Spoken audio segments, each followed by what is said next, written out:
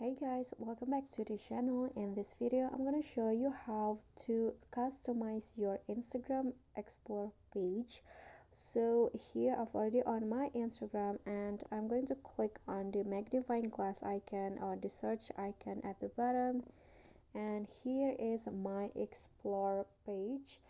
And if you want to customize it, so if you want to delete some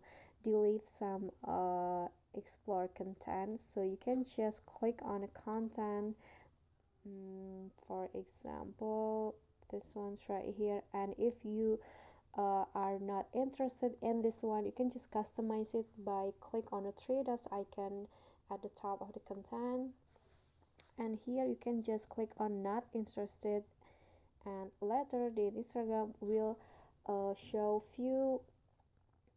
fewer posts like the previous one. You are click not interested from now on.